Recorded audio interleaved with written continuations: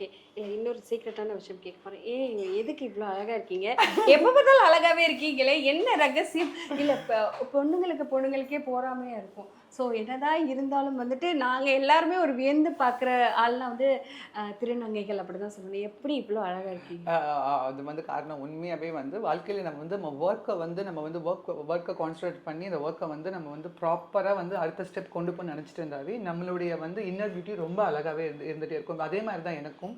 Like வந்து பார்த்தீங்கன்னா ஸ்பெயினுக்கு அப்புறம் பிக் பாஸ்க்கு அப்புறம் வந்து மிஸ் இன்டர்நேஷனல் தாய்லாந்துக்கு அப்புறம் வந்து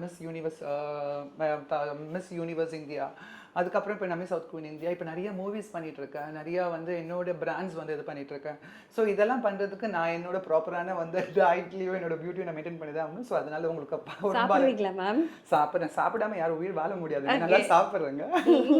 எத்தன தடவ சாப்பிடுவீங்க ஒரு ஒரு நாளைக்கு? நாளைக்கு இப்போ ஒரு வேளை தான் சாப்பிட்றேன். ஒரு வேளை தான் பேக் டு ஃபார்ம் மாதிரி வந்து பழையபடி என்னோட டயட் பிளானுக்கு போயிட்டேன் நான். ஓகே. இன்டர்மீடியட் டயட்டுக்கு போயிட்டேன் நான். ஓகே. தாங்க முடியுமா? அது ஒரு வேளை சாப்பிடும்போது? இது அப்படிலாம் இல்லைங்க. இப்போ உங்களை மாதிரி நிறைய பேர் பார்க்க அழகா இருக்கீங்கன்னு சொன்னா அந்த விஷயம் பண்றப்போ இருக்கும். அதே மாதிரி வந்து அந்த மாதிரிலாம் கஷ்டப்பட்டு டயட் இருக்க மாட்டேன். பிகாஸ் வந்து நான் வந்து இந்த ஃபீல்டில் இருக்கனால எனக்கு இது பழகி போச்சு. அதோட சென்ஸோட வந்து ப்ராப்பரான வந்து ஃப்ரூட்ஸ், ப்ராப்பரான ட்ரை ஃப்ரூட்ஸ், ப்ராப்பரான கிரெயின்ஸ், அதுக்கப்புறம் ப்ராப்பரான வந்து ப்ரோட்டீன்ஸ் வந்து லைக் வந்து எனக்கு வந்து நிறைய டைமில் வந்து வேர்க்கடலை சாப்பிடுவேன், நிறைய டைம் வந்து எக்ஸ் சாப்பிடுவேன், நிறைய டைம் வந்து ஏதாச்சும் ரொம்ப பசிச்சுன்னா வந்து பன்னீர் அந்த மாதிரிலாம் சாப்பிடுவேன். ஸோ வந்து ப்ராப்பராக வந்து அதை மெயின்டைன் பண்ணுவேன். அதே மாதிரி வந்து ப்ராப்பரான மீல் ஒன்று எடுத்தாலும் அதில் வந்து கண்டிப்பாக சிக்கன் இருக்கும், எக் இருக்கும், ஃபிஷ் இருக்கும், ப்ரான்ஸ் இருக்கும். ஸோ எல்லாமே வச்சுப்பேன். ரைஸ் ஃபுல்லாக அவாய்ட் பண்ணிட்டேன் இப்போ. ரைஸை தொடறதே இல்லை.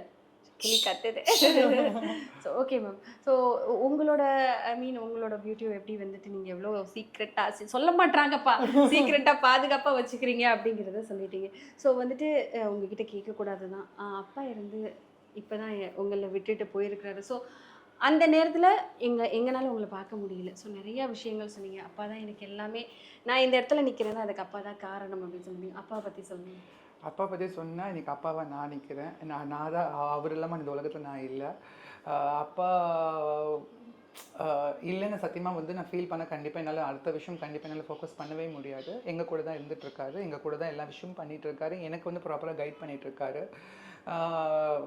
இஸ் லைக் வந்து எனக்கு வாழ்க்கையில் வந்து அப்பா டீச்சர் மீ எவ்ரிதிங். லைக் வந்து கடைசி காலத்தில் கூட அப்பா வந்து ஒரு சொந்த பந்தம், லைஃப்பில் என்னென்ன ஒரு மனுஷனுக்கு முக்கியம், லைஃப்பில் வந்து அதுக்கு லாஸ்ட் வந்து லைஃப்பில் வந்து ஒரு ஹியூமன் பீயிங்க்கு என்னென்ன முக்கியம் எல்லாமே எங்கள் அப்பா வந்து எனக்கு சொல்லிக் கொடுத்து தான் போயிருக்காரு.